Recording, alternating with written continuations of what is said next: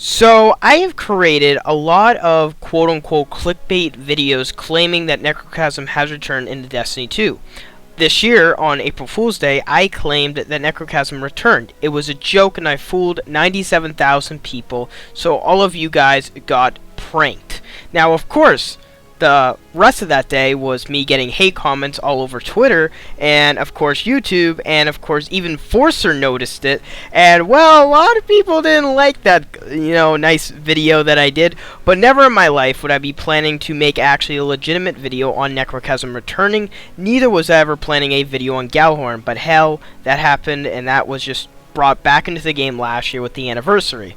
So here I am with a hot cup of joe, not knowing where the hell I'm going for the rest of this month, don't know what I want for Christmas, and still don't know what I'm actually doing here on YouTube. But with all that cast aside, that's for stuff I have to figure out. You're here to know about the Necrochasm exotic and why you, and quote unquote the title is saying that it can return or will return in Destiny 2 Year 6.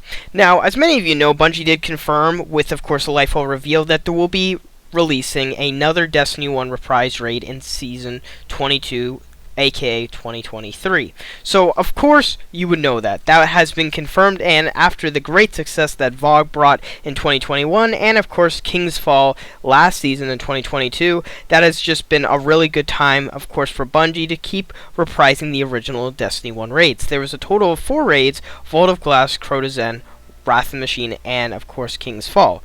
We have seen 2 of the raids return, being Vault of Glass and of course King's Fall.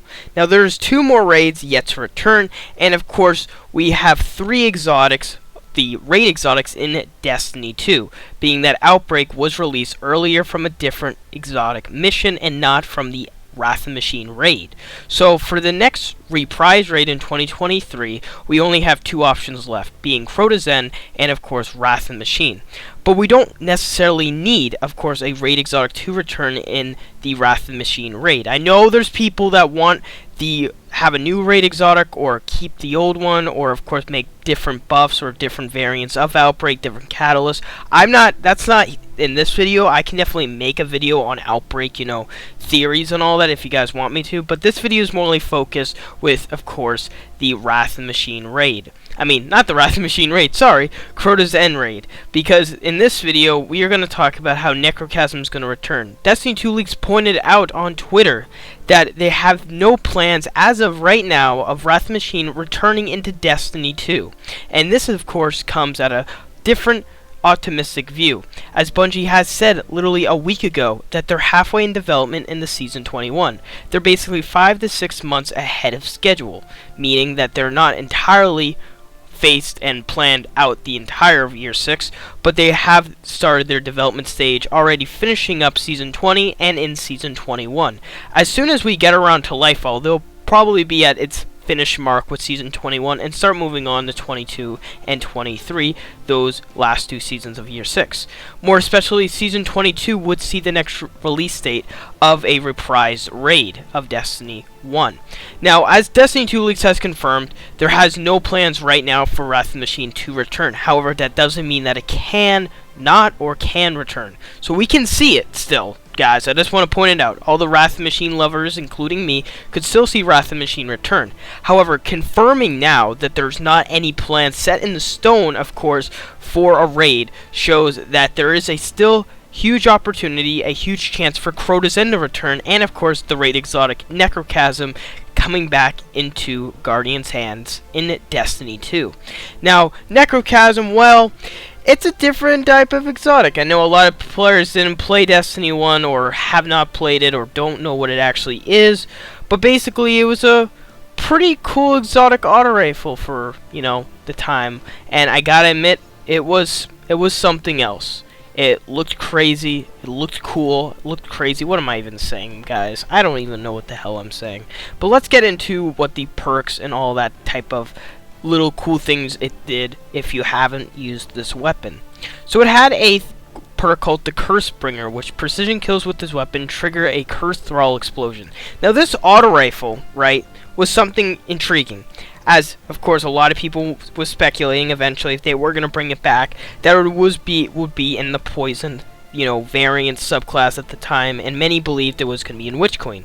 But of course, when Witch Queen got delayed and then eventually Poison was not going to come to pass, a lot of people believed when they add a new subclass in Lightfall that this super would of course have a damage type and that Necrochasm could return in this damage type. However, being Strand now and having nothing to really do with Hive magic as of we know of, because we don't really know much about Strand, it looks like that won't come to pass, and Necrochasm will just feature as a kinetic exotic auto rifle into Destiny 2. Now, does that mean that we won't see any changes to this exotic? That doesn't mean that, but of course we can still see changes to this weapon. Ace of Spades and any other Destiny 2 from Destiny 1 to Destiny 2 exotic has seen changes, similar if you guys used Hawkmoon, which is very different from Destiny 1, and I gotta admit, I loved when they returned it in a different fashion. So could changes come to this exotic? Probably, but I don't believe the Cursed Thrall explosion will be changed significantly, as it's what makes the exotic, an exotic basically. It's in the intrinsic perk, and as an auto rifle, just having the power of exploding Cursed Thrall was just something awesome to me. And of course, the ornaments and how the gun looked was just really cool, as it literally was a Hive weapon.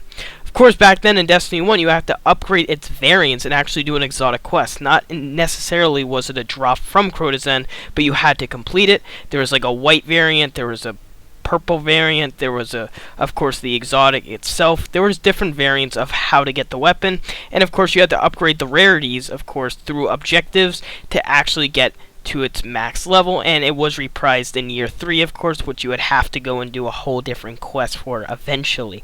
So you saw a little bit of a change there, and if they were going to bring it back into Destiny 2, what could we see? Well, as with Touch of Malice returning into Kingsfall, we did not see an exotic quest like in Destiny 1. To make it simpler, I believe if Necrochasm is to return, we won't see an entire quest, but it will probably just be a drop from Crotazen itself, and that also means that Crotazen will see many changes. The raid itself is a smaller raid than others, and there's still people today arguing that it should return as a dungeon, but we already have 2 dungeons on the roadmap, being that we just got one, and that Season 21 and 23 is going to get one. So if Crotazen was to return, I would speculate that Bungie would add an encounter or make it a bit longer to at least fit that 4 encounter requirement, which is usually for a raid, to make it more into a raid, basically.